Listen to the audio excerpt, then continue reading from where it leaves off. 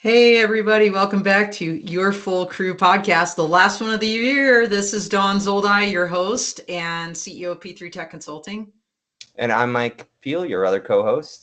So we're going to talk about what happened this year, and it was a big year for the podcast in terms of kind of defining the voice and really tapping into different tech sectors. A lot of the stuff we covered was about AI, GPS, social issues, how they're affected by technologies, uh, our Ballywick drones, but also kind of everything that touches tech in general. So I wanted to go through some of the big stories that we hit this year and kind of update people on if these things have evolved and ultimately what we thought the impact of them were.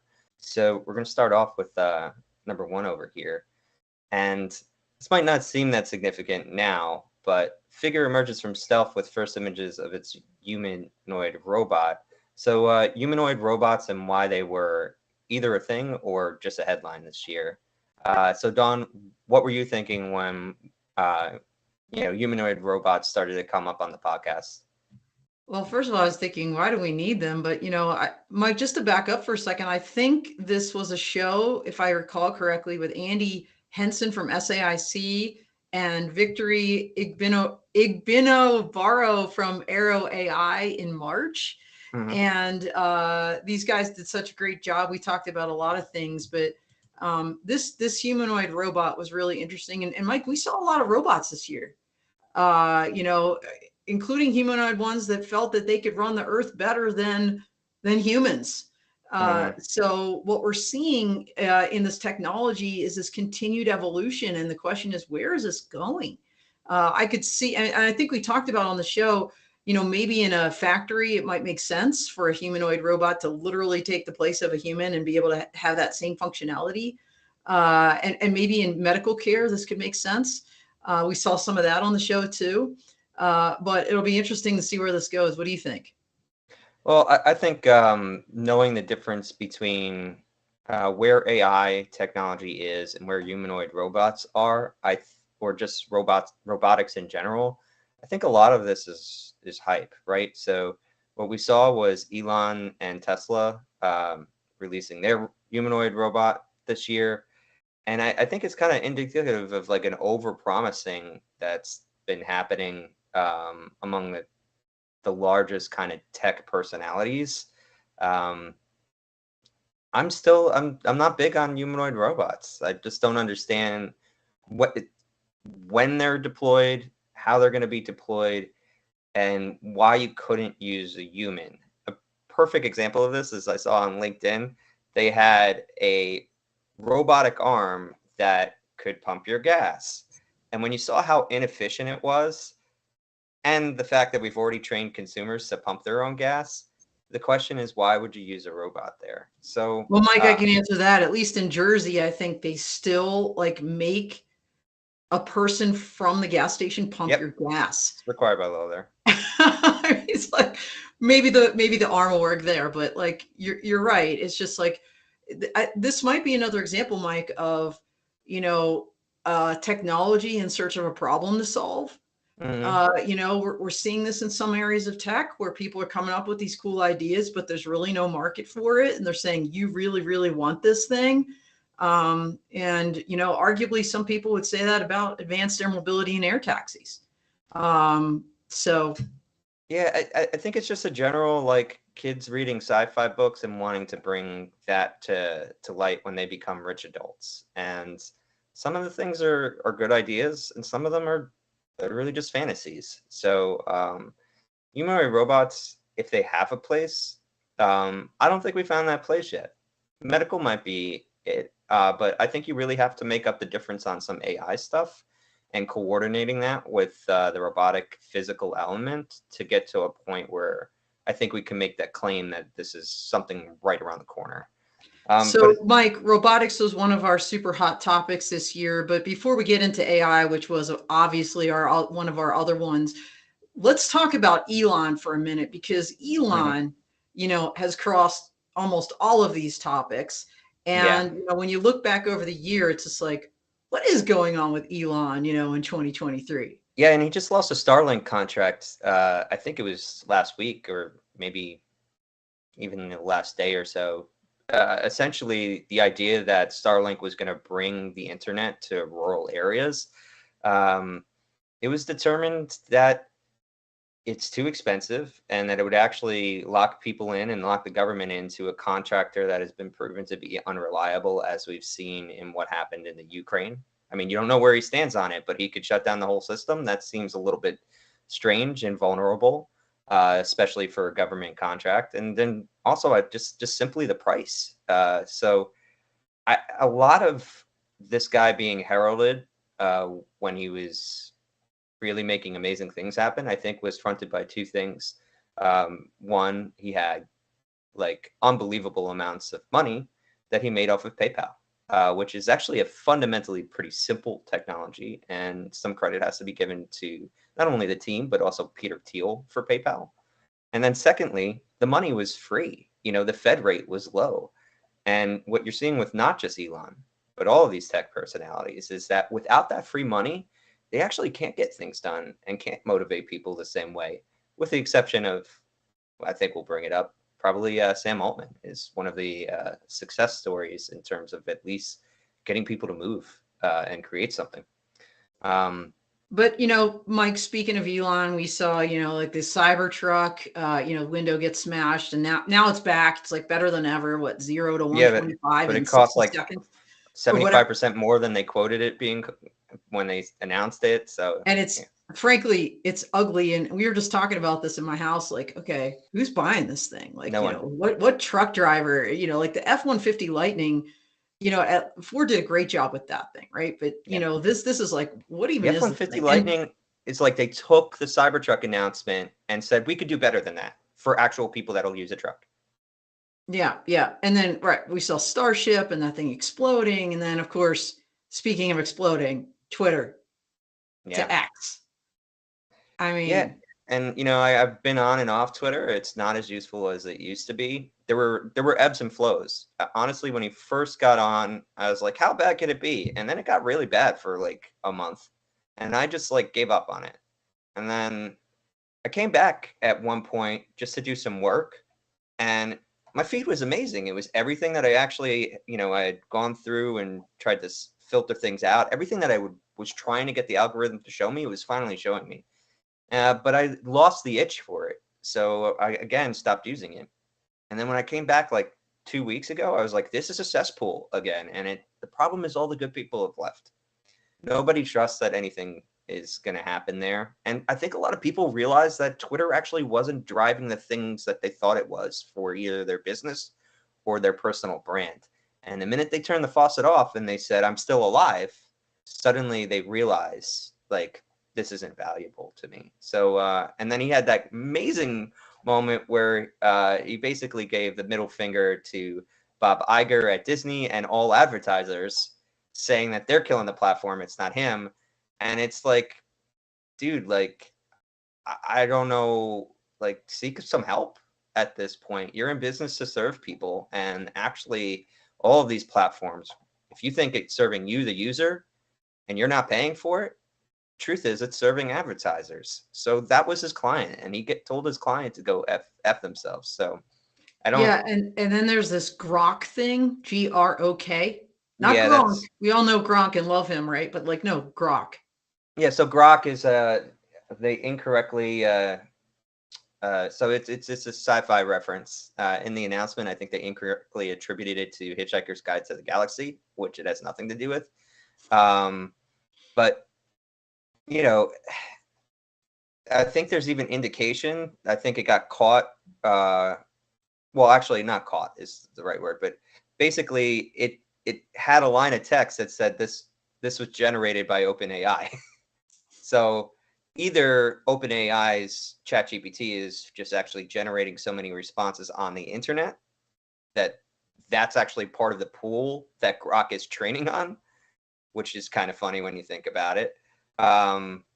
Or they actually were just kind of taking ChatGPT and doing what was done with Llama and a reverse engineering attack. And that kind of will go into some other stuff with AI, I think, next. But like, these platforms aren't, the moat around them isn't as big as people think they are. Like AI is actually easy to develop and easy to reverse engineer. Yeah, I was going to say, Mike, I think that's a perfect segue to talk about AI because, we were, in fact, it was you. I have to give you the full credit here. The last year in 2022, November, I think it was, you broke ChatGPT as a news story before anybody else did. I mean, that episode we had on the full crew broke all of our charts, and we've just seen this explosion of discussion of AI, and it was almost like a weekly, bi-weekly topic on the show as we evolved over the year. But I'd love to hear, and in fact, I think we had a real amazing show. In particular, I have to think that with Yulia Druzhnikova from Fixar Drones and Casey Flanagan from the Counter UAS Hub and Aero Vigilance. I think Casey's moved to another company this year, but like so many others, there's a lot of movement going on. But tell us about this. Yeah, so we did demo ChatGPT on the show literally the weekend it came out, and I was really impressed with the tool until I started finding the holes in it. Right, so there was a perception that it was kind of a conversational Google search, but what you didn't realize is some of the answers it was giving back to you were complete hallucinations, as they say. But I like to call them errors because they're just wrong. This personification of what is these like averaging technologies, just is, I think, hurting the field. And that's kind of what this article, when we did a big follow up in this episode, also did really good, was There Is No AI, which was a article by Jaron Lanier, who is the person that coined the term virtual reality. And he's been in the tech sphere a long time. He's kind of the loyal opposition, I think, is a good way to think of him. He works within Microsoft. He reports to the CTO, and he had this article about, hey, all these people are taking this technology and talking about it the wrong way, and that's actually going to be the thing that creates problems for us, not the technology itself. He, like me, thinks that a lot of these people are lost in sci-fi fantasies. And in general, I think this kind of speaks to the different constituencies within the AI realm, which we've seen. It seems like the two dominant sides that we hear are speaking from different points of fantasy. One, the doomers, and they literally think doomsday is coming around. And then the other side is the accelerationists, who think that they should create the new god species and that humans should bow to it. And it's like, or we could just make a tool that allows us to share our pool of intelligence in a way that we never were able to before. And yeah, I thought Jaron's article still resonates here now, months later, with all of the issues we've seen with the technology. What about you, Don? No, absolutely. I mean, what I love and we had Ramel Martinez, or Ram, on our show from ASTN Group this past year as well. And, he's a creator of this Valmese augmentative artificial intelligence. And he very specifically said, this is a tool, like it's to help humans. It's not supplantive, it's augmentative. We created that. And he coined that term. And I hope that we see others kind of pick up on this term, because to me, that's what AI is really about, augmenting what it is we can do as a tool. But Mike, what I thought was really interesting this year in the AI discussions is not only like what is AI and what is it being used for, but also, what are the biases being put in there? Who are the personalities and who's driving the policy? And that's where I think you mentioned Sam Altman from OpenAI. He obviously just he sucked kind of a lot of the oxygen out of the room, right? He went to Congress, drumming up business. And then, of course, we heard about the very abrupt and bizarre firing of Sam by his board, only to return within a week or two, and then reverse engineering, fire some of those board members that weren't friendly to him. And I just think it's going to be interesting to see the policies that are shaped and who is shaping them in the future, because that is also one thing we talked about, is this lack of diversity. And, the fact that, yeah, a handful of people were fired from Sam's board that were not friendly, but it was definitely all the women, and they didn't replace them with women. So when you think about AI and those models as a tool and what information it's spitting back at you, I think there were some statistics about men were quoted, well more than women, and things like this, and so I think it's going to be really interesting because, like so many of these other technologies, whether it's advanced air mobility, is it going to create uh, a more just and equitable world, or is it going to have bias built in from the start? And I think that's the what remains to be seen. Well, I think there's two things that are interesting there, which is we already have proof that bias actually can be built into non-language based AI algorithms, such as HR, uh, like resume searchers and things like that. Right. Um, Also, stuff that determines how well teachers do and how they're rated. And, there's a great book called Weapons of Math Destruction, where how if you the writer makes the claim that if you assume that just because it's math, it's unbiased, you're not quite understanding that how certain mathematical systems or structures can then actually reinforce bias. So I think what we're going to see, I think we're already seeing pushback because unlike something that could be hidden by statistics or numbers, which feel deeply impersonal, because of the nature of large language models actually using words, I think people immediately recognize where their pitfalls are because that's our natural operating system. So it immediately kind of just, resonates. In terms of what's happened with specifically around gender, we've seen the safety officers who are women. I think that's a very interesting thing that those are the Yeah. ones that Yes. have been let go, not just uh, at OpenAI, but also at Google, uh, as well as just safety officers in general. But it's interesting that not only women were in those roles, but they were also the first to leave You or know, be you, requested to leave.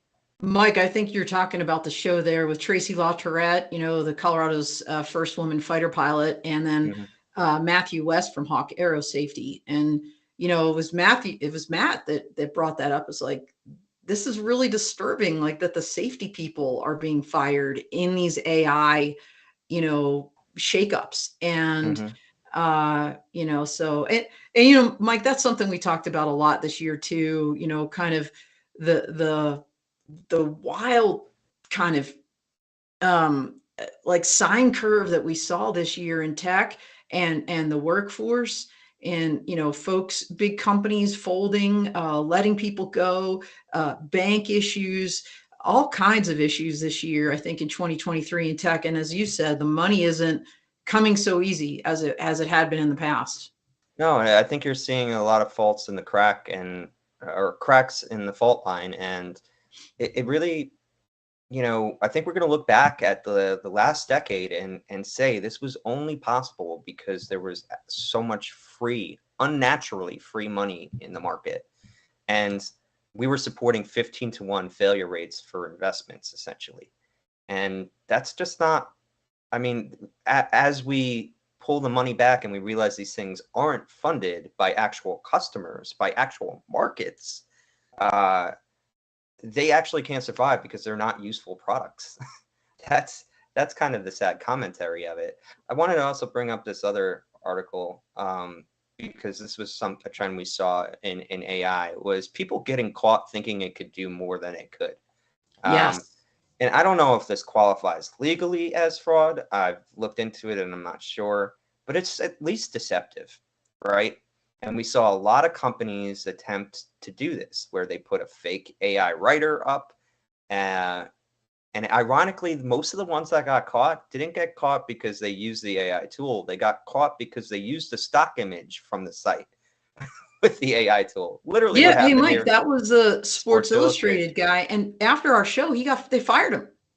Oh yeah, they did get rid of the CEO. I know there were talks about it, but because you've taken down the reputation of the publication, and honestly, this has taken down some mighty names that are just trusted sources. And I think it's only going to drive people more to the Substack type of writer, which has its benefits, but it also has its faults too, because if you're working for yourself, there's audience capture, right?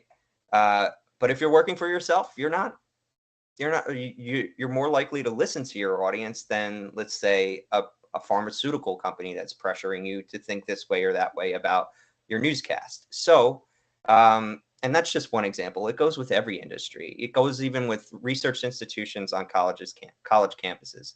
If there's big money involved, sometimes you self-censor. So if we lose these large voices, I think all we're left with is the audience capture crowd. And I would actually like to have both forms of journalism. And Well, so well, like Mike, stop using AI for this crap.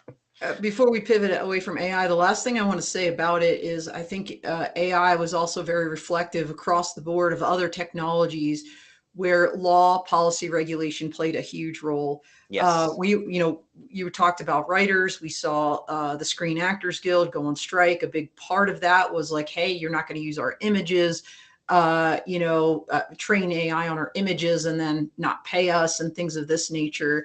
And this idea of, attribution and art being created by AI and training on other people's works. And what does this look like? I mean, this year we saw the US Patent and Trademark Office go out with an RFI to industry saying, help us form some kind of regulation around this. We saw the White House put out policies telling all the different agencies in the federal government, you will create like an AI and chief technology officer in your agencies and implement our AI strategy. And so we're seeing all this stuff roll out. And just, I think AI is a good kind of and is indicative of what we're seeing with other technologies that, as usual, law, regulation, policy, it's just not keeping up. And people are like, well, what are we doing here? Yeah. And I think you talked about drones being our bailiwick, advanced air mobility. I mean, I think it's going to be really interesting. A lot of those technologies have AI on board. We know this. That's great, for detect and avoid and other systems. AI at the edge, but what about that aircraft that's going to be, and I'm talking air taxis now, right? I'm talking eVTOLs. Wisk is creating, a plane that is designed to not have a pilot from the start. Yeah. And it will rely on AI. And what's that going to look like for the FAA? So again, this idea of law, regulation, policy, I think was a cross-cutting topic almost every week on our show, whether it was AI or something else. Well, I think thankfully, not only judges, where there was that copyright case where they determined AI output could not be copyrighted without, the addition of some transformative material from a human being afterwards. I think that was a big landmark, and I think we're going to see some landmark decisions based on input, right? Because if you're directly competing with the material that was actually used as the base of your product, if you're competing with that in the market, that's copyright. I mean, that's easy copyright law. And I think something is going to change on that front. Just because you can't, it's one thing for small creators. People have been bigger companies and people with venture capital funding have been able to bully them and win what I think, in my opinion, are illegitimate wins that actually just hurt the public square. But you're up against Disney. You're up against Getty Images. They're not going to let go of their business. And I don't know if you know where Getty comes from, but that's oil money. Getty Oil. Yeah. So good luck against that second generation of wealth, who's extremely competent and has the world's best lawyers. So I think copyright is going to be a continual thing that we see because attribution matters. And honestly, without it, I think we are going to hurt the marketplace. So I do want to I don't. Yeah, what were you gonna say? One last No, thought on I was AI I was going before to we move on. transition, Mike. We've been talking about some of these technologies, whether it's robots, where we haven't really come to rely on them in our daily lives necessarily. Same thing with AI. It's just kind of getting more and more popular, but is it something we can't exactly live without? I don't know that we're there quite yet. But what I will say is GPS Hmm. and resilient position, navigation, and timing is something absolutely all of us use on a daily basis. And I could not imagine life without it. When I get in my car and I put that little address in of where I want to go, and it tells me exactly the directions, but we also saw this year yes, in Ukraine, and you see the article here, Ukraine, Russia, Israel, Hamas, we're seeing spoofing, seeing jamming, we're seeing a lot of vulnerabilities with these satellite systems.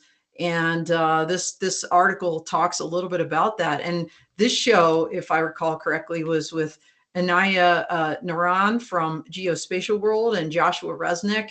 At the time was with Parallel Flight, and now is with Joby Aviation back in April, where we talked about this article. Yeah, and it's also a trend that we started in 2022 when we had Jennifer Richter on. We've been talking about spectrum, and basically the rollout of 5G was not without its bumps. And all of this geospatial technology, between it being able to be hacked, or we've kind of injected some reliability issues with legacy technology by moving to 5G, as well as in some cases 5G was not as what it was promised in terms of connectivity. I mean, my signal drops so much more on my phone now. I'd rather have the slower, more resilient signal than no signal at all. This kind of temperamental switching of bands that happens with 5G. I think it's extremely important, and it's not an issue that's been talked about enough, and I'm happy that we cover it a lot more than other people do.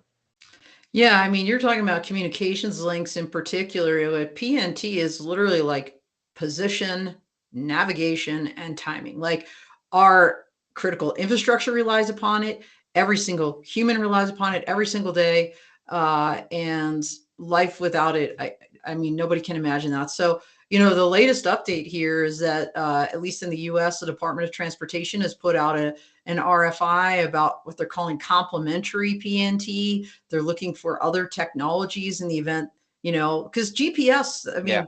people don't know GPS are like, that's 13 satellites that the government owns in the US. Now Japan has their own, China has one, Europe has one, Russia, of course, has GLONASS. And, and I don't know if India has one. I can't remember honestly, but these go down.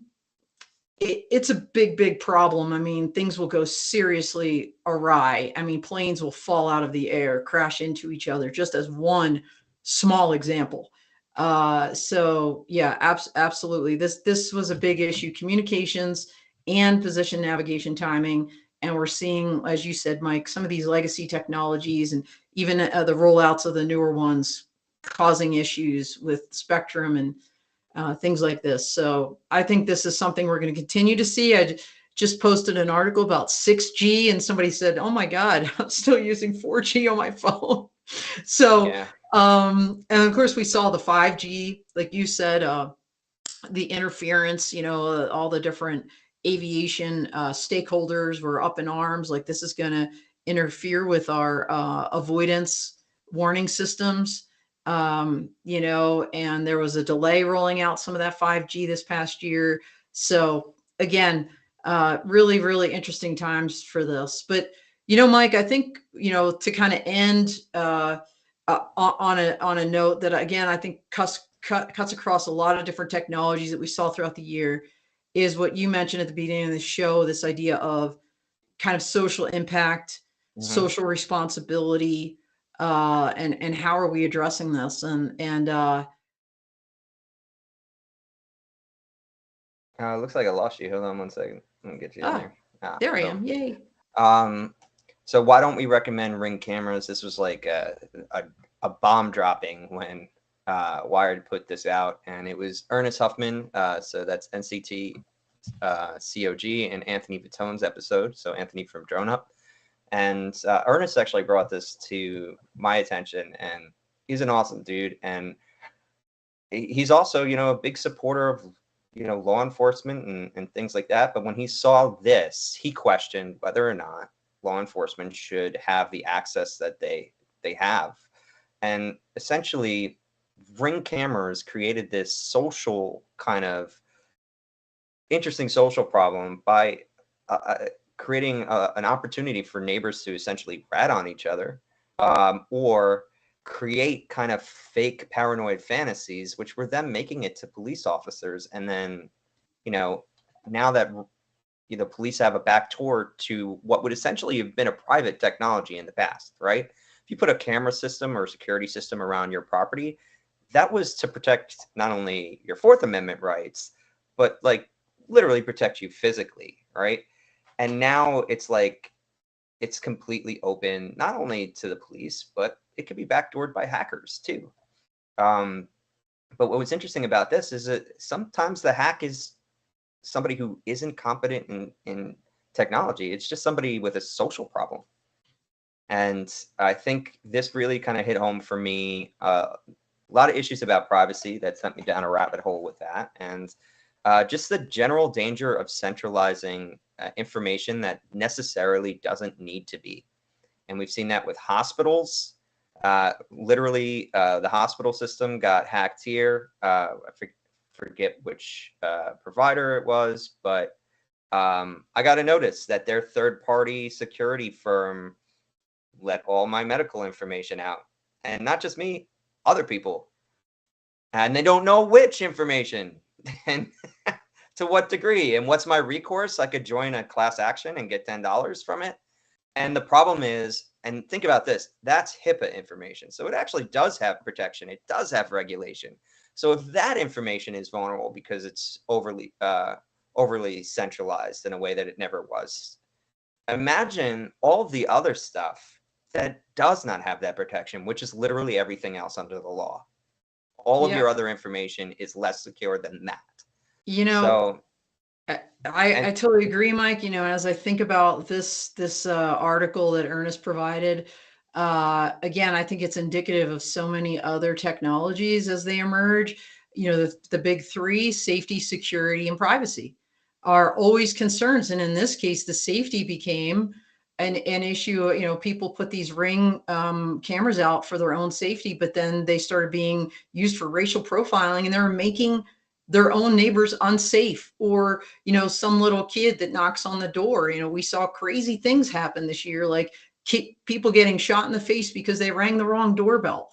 And this, I think, is one example of that. But those big three topics, they always seem to surround any new or emerging technology, and something that cropped up throughout the year: security, safety, and privacy. I mean, Mike, remember when we talked about the drone dogs, and going back to our first article about humanoid robots? Well, how about, drone dogs, and then the weaponization of them, and, the San Francisco kerfuffle where they put them out on the streets, and, then everybody was up in arms, and they wound up like taking them back, and then big letters being signed, like, we're not up, by a lot of experts in the robotics field, saying we're not on board with the weaponization of these these assets. So again, these issues constantly swirl around. Those are things we talked about all year long. Yeah, and I don't think privacy is. I think actually privacy is an interesting kind of vector of building a coalition across party lines in a way that it might not have been before. I think Republicans and Democrats are sensitive to this issue for different reasons, and I'll just list a couple of them. Like, one, people don't like their daughter's information to be easily findable online and then therefore used to create abuse or harassment, or tracking systems throwing like an Apple tag on the back of their car or something like that. Also, people want to feel secure in their information and conversations. And you have to pit that against the societal need of, let's say, the security, or organizations like the FBI to catch, monitor terrorists, both international and domestic. But without privacy, without having at least a system of privacy, you will open up basically harm to those who are just trying to use these systems to get through their daily life, especially as more and more of them are required to be online for convenience of the person that's collecting the information. So I'm hoping that the regulators have kind of witnessed this and are seeing the effects in their own lives and are making changes in the way that they think or approach privacy regulation. Yeah, we're going to transition now to talk about some of the live events and shows we went to and some of the streams we did from there. But just to quickly recap, it's been a spectacular year. If you missed any of our shows, you can go back to our Full Crew YouTube channel. All these shows are also on the Dawn Zoldi YouTube channel. So many amazing shows with so many great topics. We're not going to be able to cover them all here, but some of these highlights, as we mentioned, robots, AI, communications, PNT, social issues, privacy, security, safety. We didn't even talk about automated vehicles and all the things happening this year that we got into quite a bit on the show. So check those out. It was an awesome year. And by the way, we thank all of our guests, all of our sponsors, and of course you for making this show such a success. We've had a real blast. So Mike, let's talk a little bit about some of the live events. We're just going to hit our top 3 now, roll through them quickly. All right. So I think one of the best events for us this year was Commercial UAV, which happened in September in Las Vegas. Give a big shout out to the people at Diversify Media who run the show. My friend Carl, who I've worked with in one way or another almost a decade. It's just a great event for me to literally talk with most important people in the drone industry, and the conversational tone there is just, I always come out of there with more work, so it's a great show if you're in the drone industry to kind of see what's happening on the commercial side, get a full spectrum view. They were showing off a new heavy lift drone, which was actually a trend we saw on the floor. So more heavy lift drones, if that's what you're interested in. More hybrid drones, so not just running entirely off the battery, so that you could get extended flight time. More CUAV technology, but probably not enough. But that's too deep a topic to cover right now. We also had Jamar from Promo Drone, who released his new drone, which it's basically a flying billboard, but it could be used for so much more. It's going to be used in the public safety realm to help direct people in emergency situations, and he's super excited, and we're happy to see him kind of launch a project that we've known about for, I guess, over a year now, right? Yeah, and I think, again, indicative of what we are seeing across the board in the industry, in the drone industry in particular, these collaborations and partnerships. Now, Promo Drone created that drone with Dragonfly, who designed it, using their Commander 3XL. And so they attached that billboard design that Jamar had and made this incredible thing that they're out there flying all over and taking pre-orders for. And I think Jamar was just recognized by the LA Tribune and Promo Drone as the 2023 Business of the Year. So that was really huge for them. And so, yeah, it was a great show, Mike. We had ASTN Group and the Valmese AI, Robert Panetta from ASTN Group, and Parazero popped into our stream. But, some things that weren't on that stream, we had a crazy happy hour sponsored by Carasoft, our 3rd annual Flash Mob Networking happy hour to kick the show off, which was amazing. Bigger than ever. To next year. Yeah, it was awesome. So Commercial UAV, huge success. So fun to do that stream from there. And then we were also, I'd say, our second most popular stream. That was by far our first popular one. Our next one was at the FAA Drone Symposium AAM Summit. We kind of split that in two, but it was one long event in Baltimore, Maryland this past summer. Yeah. So what did you see when you were there? Because I didn't go, but I only got the whispers of what happened.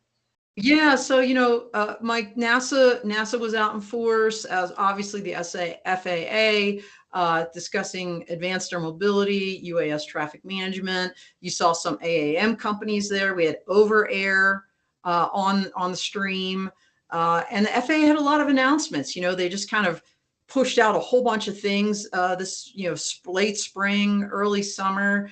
Their Innovate 28 plan to implement advanced air mobility, their UTM ConOps 2.0. They pushed out a fact sheet on federalism, this idea of state versus federal, who controls the air, and how this is all going to work. And so, a lot of announcements, a lot of excitement. People loved getting together. And this was about 30 days before commercial UAV. So, we saw a lot of those same people come to Vegas. And so always a wonderful reunion. And then, our third most popular one this year was a very niche one, Energy Drone and Robotics Coalition Summit. That was a very popular stream. Yeah, and Sean Gare also kind of worked with him on and off in a promotional sense for a couple of years now. I mean, he runs a really great show, and everybody who goes talks about it very, very positively, because I think for what is supposedly a niche show, it's a giant market of people who are kind of starved to get the right information for this field of technology advancement. And there are also people that are used to automated systems. Oil rigs have always used some form of system management, or even ROVs, underwater ROVs, to maintain the facilities. So they're kind of the amazing client base who's really invested in supporting the advancement of this technology. And I'm kind of jealous of what a good job he does at that show. What about you, Don? What did you see out there? Mike, I was there. I actually did a Law Tech Connect Energy Edition this year at EDRC, and it was so fun to walk the floor and see these really novel drones and robots that were designed specifically for some of these kind of critical infrastructure, oil and gas, power towers, very specific use cases that they're designed for. So that was really cool. I saw a ton of robots. Unlike some other shows that have a lot more drones, I mean, they're really true to their name, Energy Drone and Robotics. So you see a lot of these GPS denied vehicles, custom airframes, lots of ground robotics, crawlers, as you said, ROVs, remotely operated vehicles with tethered that go underwater for some of these tank inspections and things of this nature. So it was a super show there in Houston in June. They're going to do it again next year, and we look forward to covering it again. But speaking of next year, Mike, drum roll, let's talk about our big announcements. All right.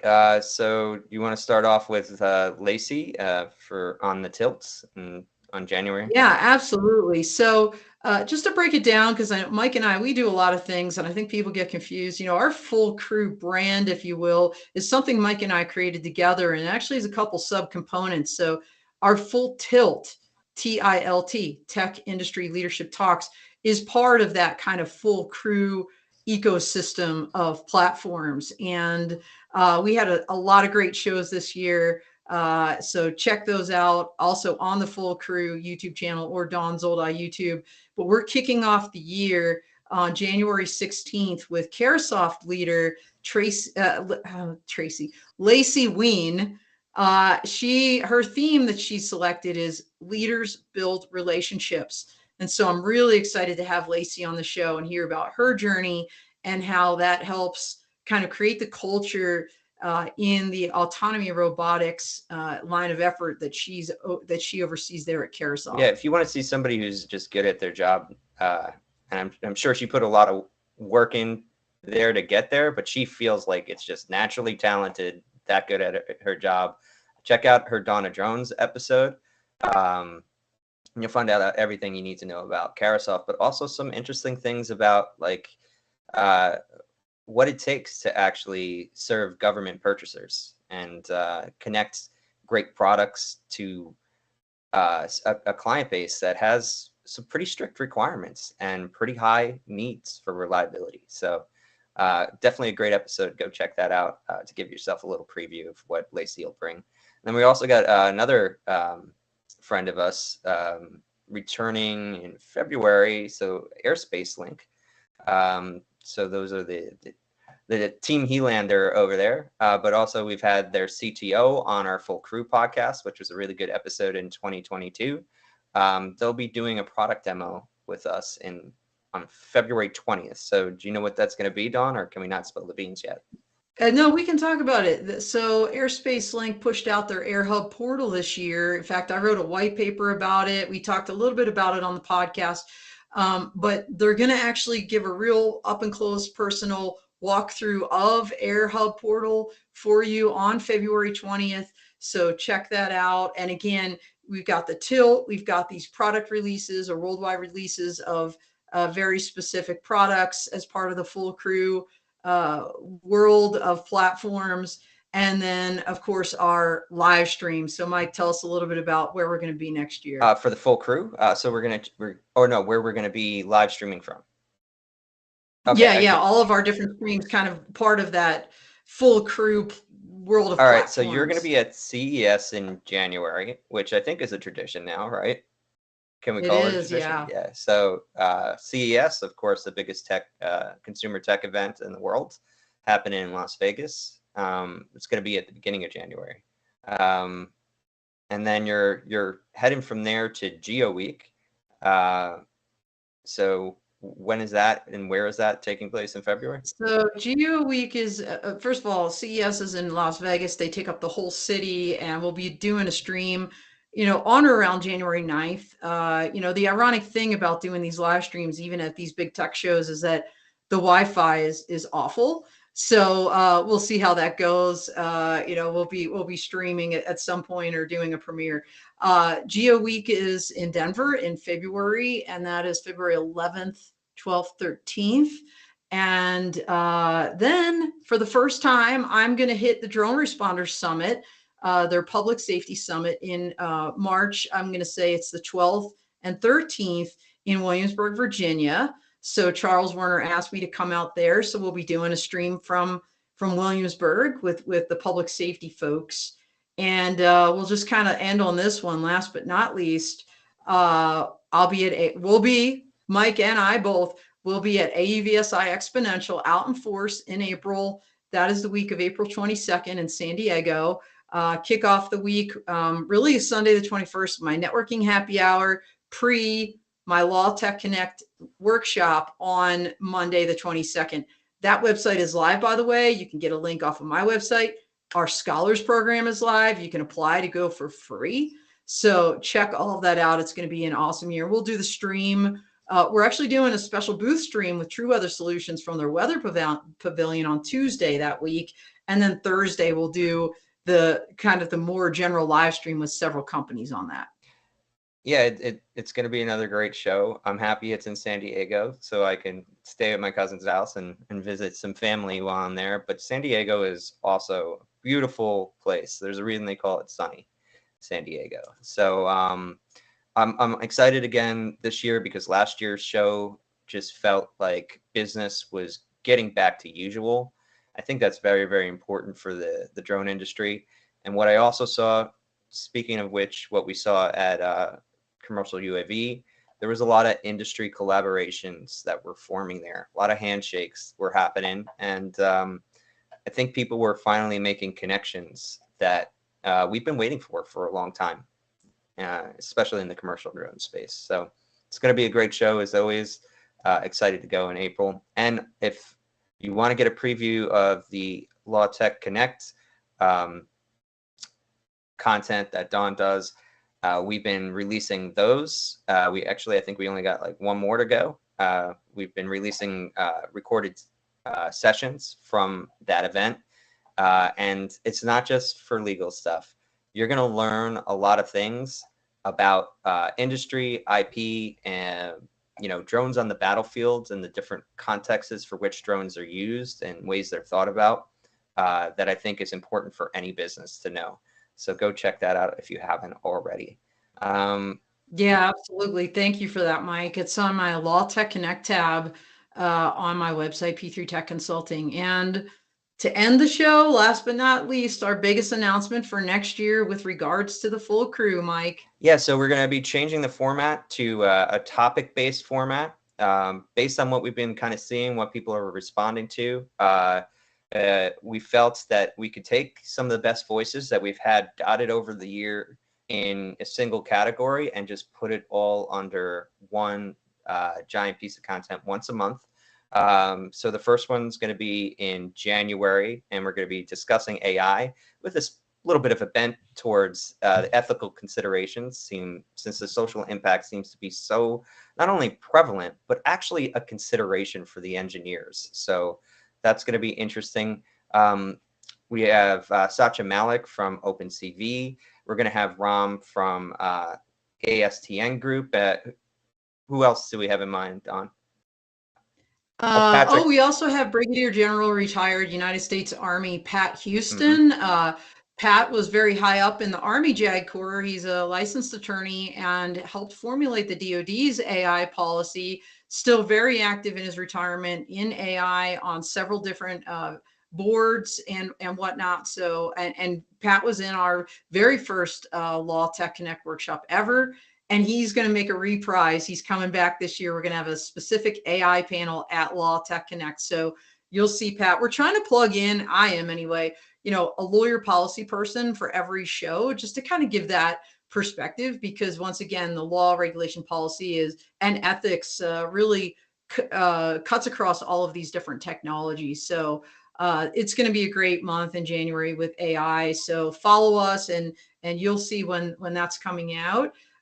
Fun, we're gonna do space in February. Like, we hit space a couple times this year, probably not enough. But space is one of those things, obviously PNT or satellites, they're flying around space. Like, space is one of those things that impacts all of us in everything we do. And so we're gonna have a space show in February, and then in March. Oh, March, we're going to be doing robotics, which I'm excited about, because I've been more invested in the world of robotics via friends like Kat at Open Robotics, and just the PX4 Summit.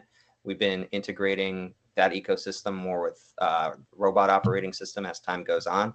And let me tell you, the actual world of robots is so much cooler than the stuff you get on TV. And some of the possibilities aren't spoken about enough. So that's going to be an exciting show in March. Absolutely. So basically that's a wrap. We went over our highlights from 2023. Obviously couldn't cover everything, but some of the big topics that stood out, and we're working those back into 2024 in a very condensed way. The other thing about the new format, by the way, is we're going to have, we kind of didn't outright say this, we're going to have 4 guests, not 2. Mm-hmm. And Mike and I are going to take very much more of a backseat facilitator role and really let those people shine. So really excited about the new format next year. We talked about some of our live streams from these various events. It's going to be a busy year running around the globe. What I didn't say, Mike, is I'm going to Amsterdam in April for Amsterdam Drone Week and plan to do a stream from there too. So finally getting some international travel in, and again, the new format. So great year. Great New Year coming up. We want to wish everybody happy holidays, whatever it is that you celebrate. But even if you don't celebrate anything, as you power down 2023, take some moment to reflect on all the things that you learned this year. And we look forward to seeing you back in 2024. Mike, final comments? Nothing. It's been a great year. Proud of where the show is going, and I'm super proud of the new format. We're only able to do that because of all the great relationships we've made with the show's current format. And yeah, excited to do more stuff in 2024, especially see you all at the live events. And if you can't come, we'll bring you there. So that's right. Happy holidays, everybody, or just happy time off. And we are out here. Wrong outro.